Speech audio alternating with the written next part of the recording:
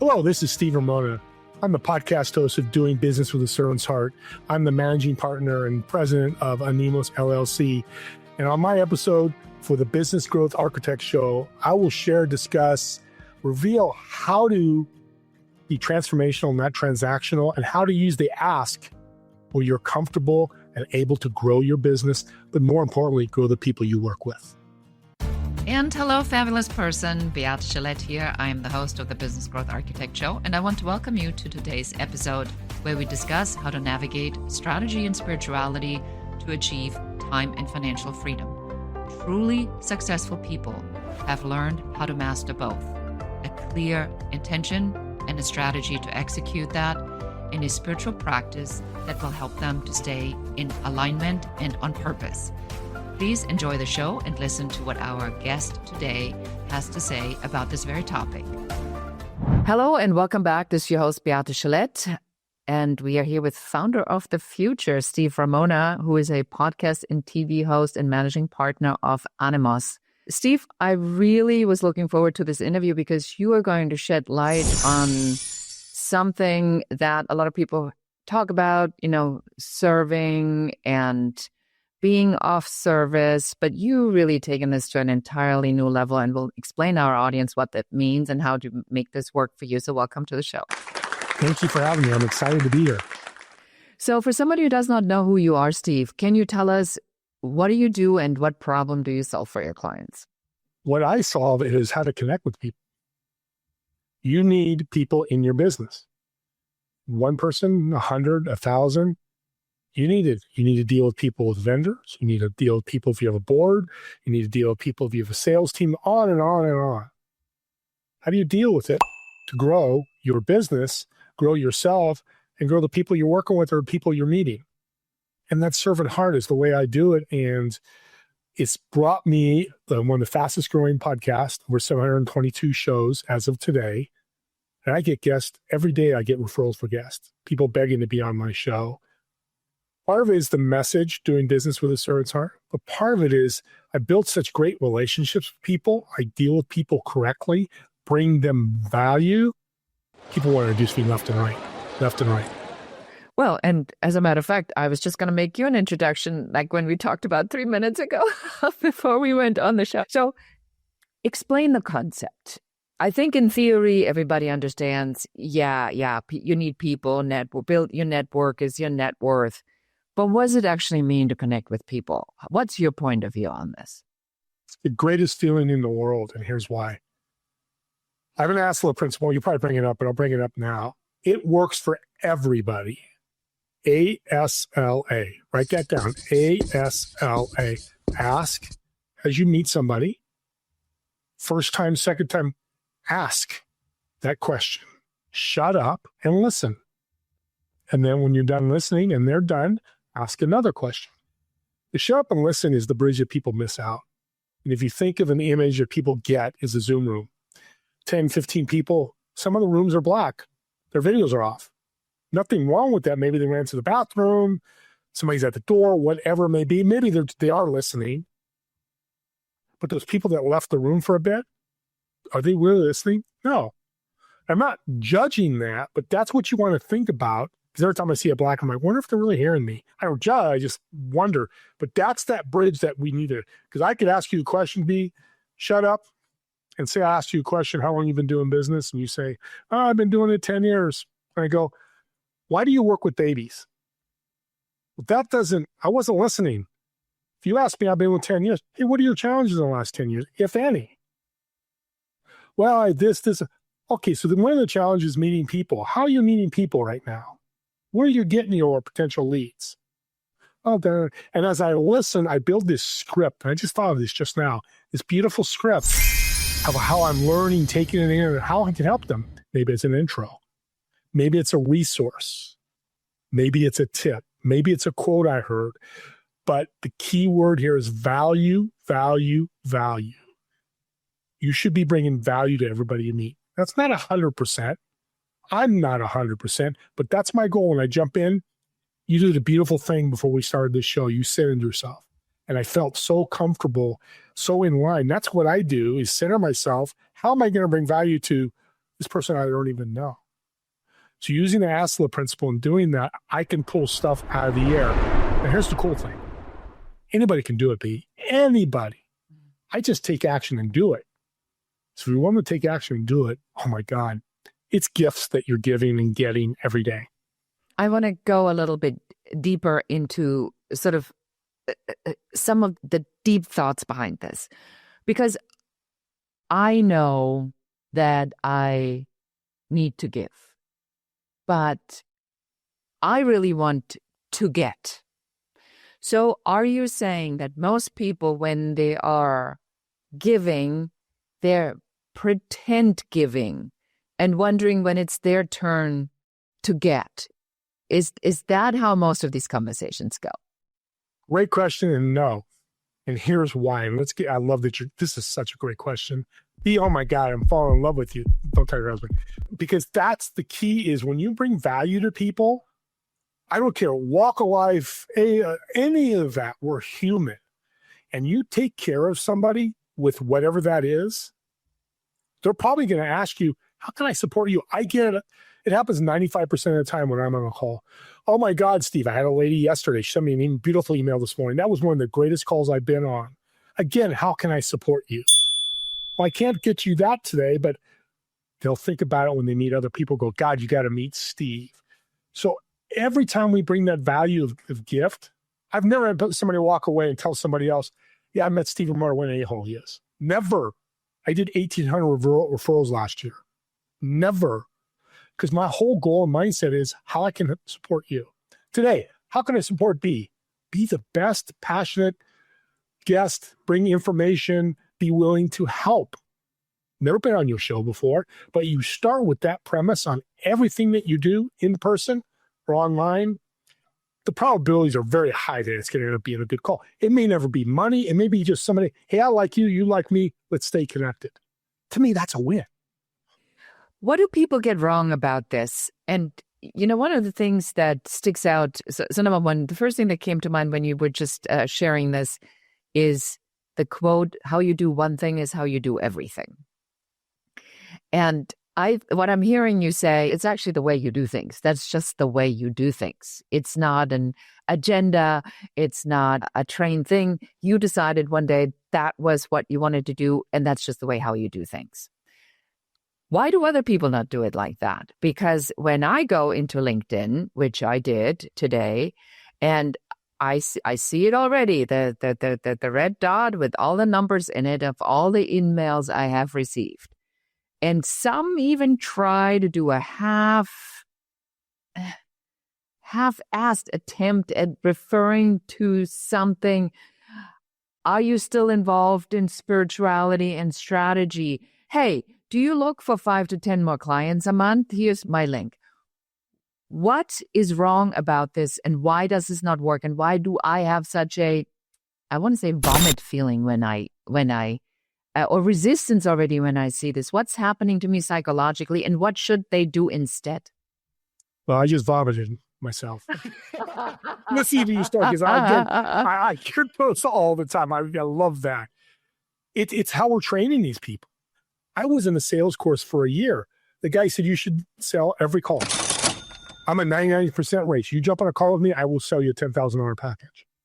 And I thought that's what sales was. And I'm like, one, that doesn't feel good. It's vomity. It's icky. Mm-hmm. So I think a lot of our mentorship is part of it. I think desperation. I need money. I'm broke. COVID, am I going to go out of business? All these fears. And they're somewhat legitimate, but you're letting the fear control you. And everybody's heard this a million times, but I'll say it. You control the fear by just going out and just building relationships. Here's the other thing. People go when I ask, well, Steve, how do I do it? Well, what do you do? I don't care. How can you do that? Because that's my mindset.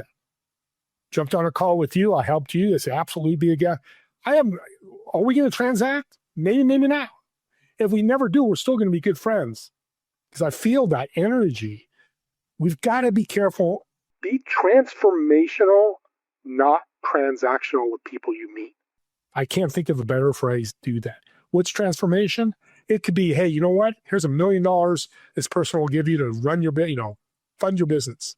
And here's a great tip for audience to practice this.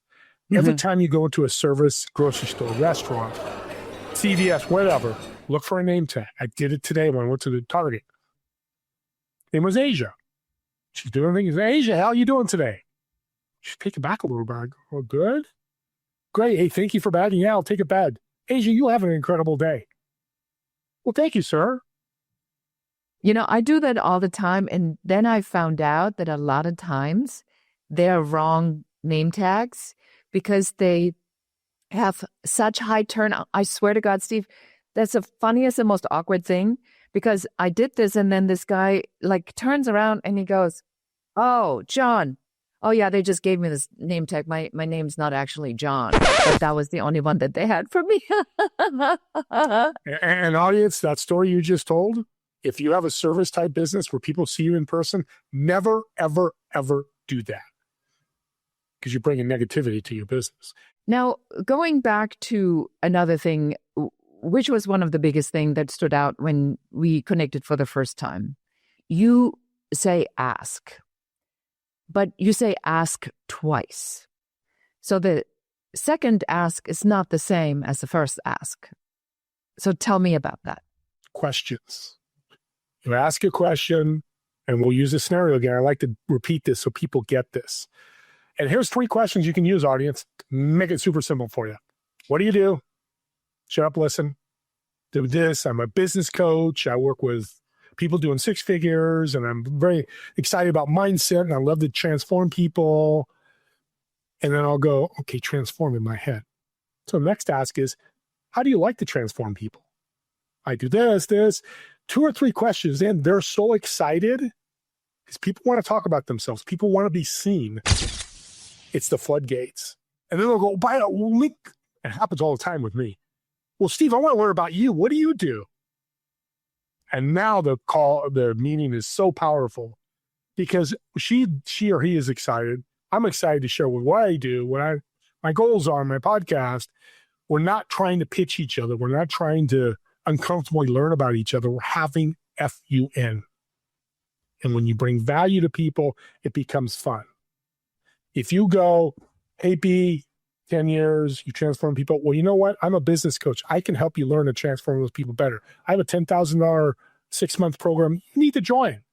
I can change your life. I can make a huge difference. Gong. I don't know this part. I've asked one question. How to use business marriage as personal marriage. Most of the time, we meet a woman or a man for the first time. The next day, we're not getting married.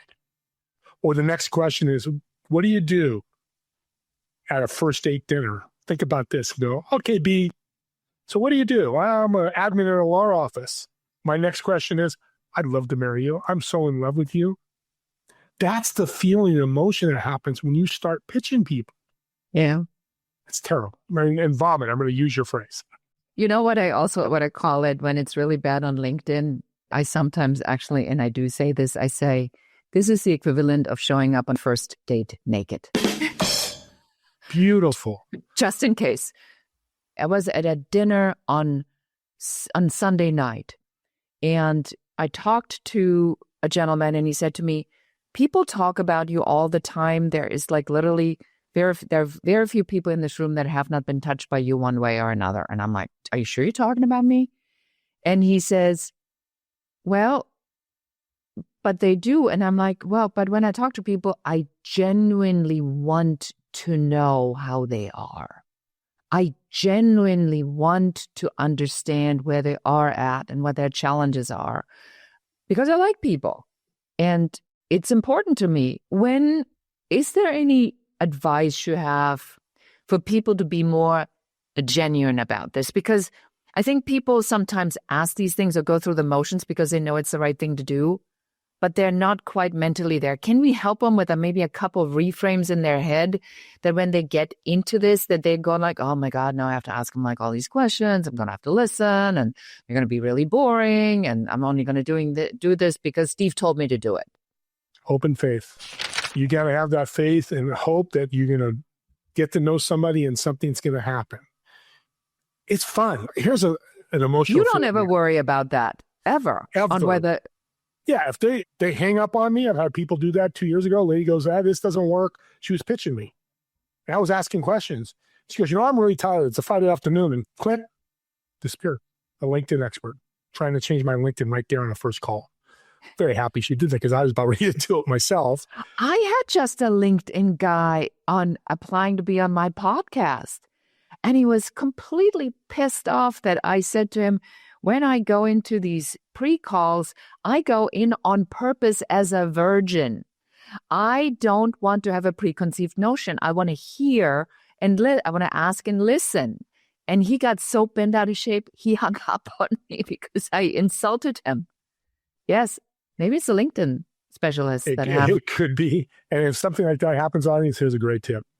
Here's the phrase you remember. It's changed my life completely. What you think about me is none of my business.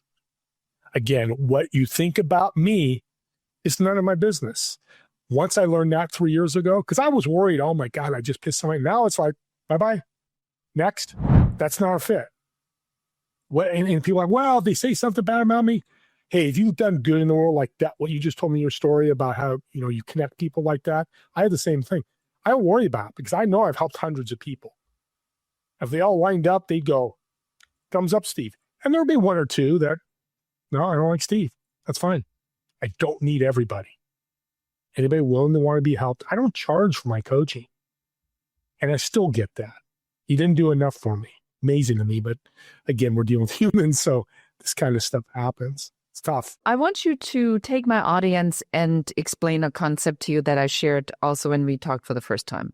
So this principle of giving or leading with a servant's heart wasn't really entirely clear to me until after the Palisades fire when I lost all my possessions. And then people that I didn't know and people that I knew came together, and without asking, I had been on the receiving end for the first time in my life. And I was shocked, Steve. I did not know that people cared about me so much. And I learned that it's okay to ask. So can you put this in the context of your philosophy? When does this come in? And is this just as much a vital part as the other part we just talked about, the serving? Can I ask? Should I ask? And when can I ask? Great question. Man, you've got a great show here. So I met Tony 3 years ago, 250 million a year revenue, big rock star. And how we met, again, connecting with people. And he talked about serving. I wake up in the morning serving. I serve my competitors or my collaborators, my employees, all that. And at night, he goes to bed, who am I going to serve? And I now do a journal, how I'm going to serve people. That's my first 3 priorities that I have to do is how I'm going to serve people. And he says, how do you do it? Because you sound like you did hundreds of millions of partnerships. You're serving people. What happens when people ask you to help you? And I say, I'm good, thinking I gave them a bunch of gifts.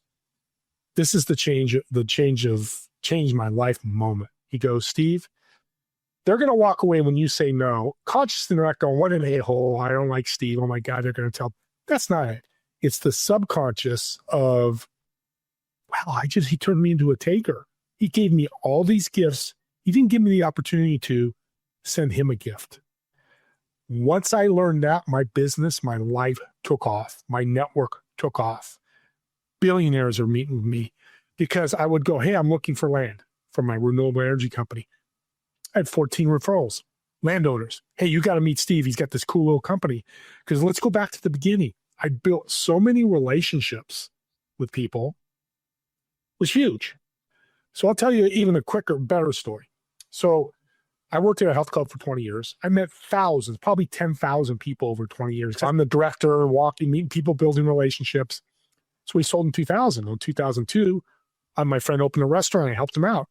Well, I did an email, reached out to all the people I remember from the health club. In 6 months, I had lines out the door. Because people are like, hey, you got to go see Steve. Oh my God, Steve started a restaurant. Go see Steve. Now, some didn't answer, some probably didn't come. So what? The other people that came that wanted to be there will be there. And then the restaurant closed, and then I started a recycling company in 2006, computers and electronics. I went back to my network in the restaurant, people I met, and the health club. I was at 6 figures in 8 months, 6 to 8 months in my bank account because people, hey, you looking for recycling? I was getting referrals every day. Hey, when can you come pick up our stuff? Because building that relationship of value, not pitching like we talked about on LinkedIn. You're like, he's a good dude. Yeah, I'm going to help him out. Plus, I'm bringing him value too. I'm recycling their product or bringing him good food. So it's a shared transformation. I did it 5 weeks ago. I needed $25 million for our company. Reached out to 40 people. Yes, on my podcast. 20 people reached out and said, here, I guess I had 10 referrals within 24 hours. People giving us $25 million, wanting to do that and work with us. People never tell me, don't ever ask for something from me. I've never heard that, ever. Now, maybe they walk away and do that, and that's fine. I probably will never refer them again. But nobody's emailed me back like, why would you ask me? They just don't. I wouldn't. If somebody's been good to me, like you came to me and said, hey, I'll give you a perfect example. Colleen Biggs has been on my podcast. She's a top business coach. I think you know her, maybe not. Maybe I mentioned her. But she did a reach out and said, hey, my brother-in-law needs help. I've got a GoFundMe page. If you have the heart to do it, and I'm paraphrasing, give us some money. Right? You didn't have to. Send $50. She sent me a beautiful email. Oh my God. I said, hey, we've built a relationship. I can do that. I can help you. She said, I had so many people reach out. Just like you at the Palisades, you've built these beautiful relationships that people want to cultivate. How difficult was it for you to ask? Hard. What is it about that? How are they going to look at me? What are they going to think of me? I don't get anything from the ask. Those 3 things are bollocks. Doesn't matter. Like those 20 people didn't give me money. I still love them. And I truly love them. I'm not going to judge them because they didn't send me. Maybe they didn't know anybody. How they feel about me, again, what you think about me is none of my business. I don't care. I'm a great guy. I want to help people. That's my purpose in life right now. Changes, I don't think it'll ever change. And I forgot the first one. Once I realized I can ask, again, if somebody comes back very hard on you and very judgmental, they're out of your circle. Just don't communicate with them ever again. What would you tell to a founder of the future, somebody who is listening to this and goes like, man, I know I got to get better at asking. Can we give them some sort of, other than the just do it? But I do believe that there has to be a frame inside your psyche or in your head on how they can approach it. Otherwise, it's awkward. Mentors. And that could be, I'm reading a fantastic book of a guest on my podcast. He took Think and Grow Rich and found the secret sauce of success. He talks about once a week, go out. If marketing, you need help with marketing, go find the best podcast in marketing and listen to 2 or 3 of the shows. Have them mentor you about marketing. You don't have to meet them in person. You listen to them on your own time. So you don't have to meet people in person because people are like, oh, I'm looking for a mentor, a book, a podcast, a blog, a newsletter. I get 3 powerful newsletters, one for my health that completely changed my life. Literally fasting. I was diabetic. I'm not diabetic anymore after 3 months. I'm off all my medicine. Life-changing because I listened to a mentor, because another mentor of mine said, hey, read this book. He threw it at me. Say, hey, I've got diagnosed with diabetes. I read it. It's called, by the way, Eat, Stop, Eat, about fasting. Completely changed. I've lost 42 pounds in 5 months, losing weight. I feel healthy. Listen to the energy. I sound like a 20-year-old. I'm 63. Wow. But that's where mentorship comes. So don't think you have to meet B as a mentor. Now, B is my mentor, which she is, but I'm also reading. I'm also looking at newsletters. I'm also listening to podcasts, whatever that may be. It just adds to it. That's so beautiful. What you say is basically don't make it so damn difficult for no reason. These are very simple principles. Talk to people, interact with them as if you're genuinely interested, or only interact with people when you are genuinely interested in them. Ask them a question, listen, and make sure that you also don't upset the people that like you by not asking them for help when they want to help you. And just give them an opportunity to contribute to you. The most beautiful part in this was, I have a mentee, a woman who runs a climbing gym, and ridiculously smart and successful, with a story and a tough upbringing, but brilliant. She was the one that drove, after she put her kids to bed for an hour and a half, to drop off a bag with a jacket when I got off the plane, because I didn't even have a jacket. And she brought me a copy of my own book, knowing that all my books had burned. And she said, it's a good book. Somebody I care about gave it to me. You should read it. It has really good advice. Get goosebumps. See, that's what you've done. That's a story, audience. Listen to that story. You built a beautiful relationship from the heart, genuine, authentic. In the times of need, that's what the world's missing. We got times of need around mental health problems and tariffs and all the crazy stuff that's going on. Let's help each other. Let's serve each other. Let's build relationships with each other. And you made a good point. Don't serve people that don't want to be served. Do you think that when you get to the next level that you're going to have to leave people behind? No, I'm getting to that next level, and I'm still meeting people that need help, because it's such an emotional rush. I met Fran. I'll shout out Fran on Saturday. She's in Switzerland. We started asking the questions, learning about each other. I gave her so much. She's like, you just made my Saturday. I can't believe you did all this. I truly appreciate it. And then, of course, I asked, how can I help you? This is what I'm looking for. I might be able to help you. I might not. That's okay. That's what I'm looking for. See, that's the other thing.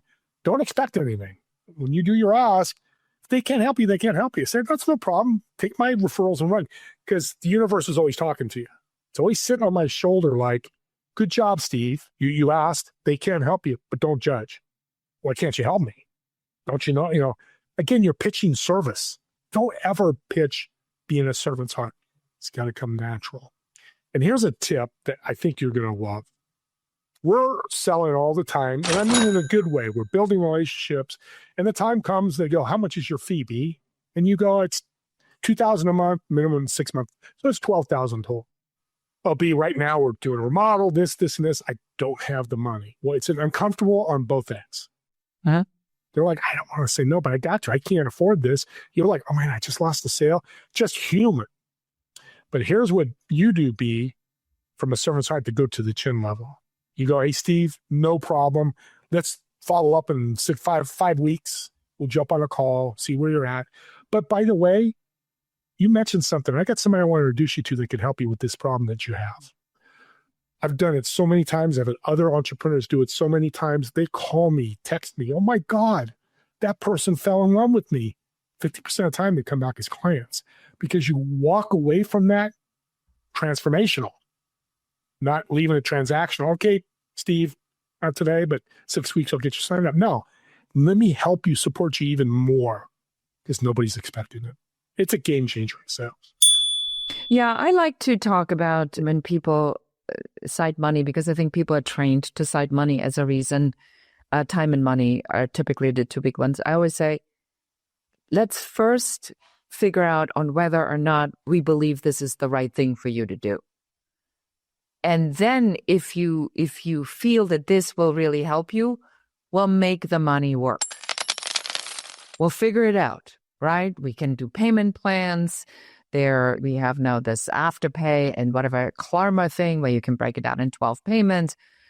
We can make, with the money, we can almost make work. We need to figure out first if you have the commitment, or if this is a price-driven decision, because that's not going to work. It has to be an intention or passion-driven decision. And then we'll deal with the money. I think you and I are super aligned on that. Oh, my God, yes. And thank you for mentioning that, because, I didn't put that at the beginning, but I'm glad you did, because, what I'm saying, you don't do that right away. But when time comes to talk about pricing, and again, B, you know what you just did? You went to chin level and you're serving. Nose level. You went here to here because you're like, Steve, that's okay. Can you do Klarma? I can do this, and this. Will that help you? Absolutely. Oh, my God, I'm so excited. That's next level. Yeah, you'd love to have the 10,000 whatever right away, but you're like, I don't care about that. I want to help you, Steve. So with that, let's make it comfortable for you. God, so powerful. It's always about the genuine desire to see people succeed. So for somebody, anything that you feel we should tell them in addition to what we told them, or any last words of advice on how to be a servant heart and be comfortable in asking? You need to serve yourself first before you can serve others. And the way to do that is get better 1% every day. Don't go, I'm going to make $1 million in 3 weeks. Some people can, but most people it's not. Get better 1%. Tomorrow, who am I going to serve? What am I going to learn? Who am I going to meet? Maybe you do all three, maybe you do one. But you got a little bit better tomorrow, and a little bit better the next day, and a little better next day. We're June 10th, halfway through the year. Say it's 150 business days left. We've now increased 150% by January 1st, 2026. Think about this, audience. Will you have grown personally and professionally? I love it. And where can we find you? If somebody wants to know more about your podcast or learn about you, where do we send them, Steve? You can search Doing Business with a Servant's Heart. It'll pop up. It's the only podcast out there. Together We Serve on E360 TV. You could do that. Or you can email me, stevr1961@gmail.com. Again, stevr1961@gmail.com. I can get you set up on a podcast workshop for host or business mentoring I do every other Monday. Thank you so much. This has been an amazing, amazing conversation. I liked on how you simplified some of this often convoluted, how do I, and just talk to people. And it's really not that difficult. So thank you so much for being on the show. You're very welcome. It's been an honor. And that is it for us for today. So if you know someone that can benefit from learning how to ask for help or ask other people how they can be of service, please send them a link to the show. If we help one more person, that's one more person, and that person always matters. And with that, I say goodbye. So appreciate you being here. Thank you so much for listening to the entire episode. Please subscribe to the podcast, give us a 5-star review, a comment, and share this episode with one more person so that you can help us help more people. Thank you again. Until next time. Goodbye.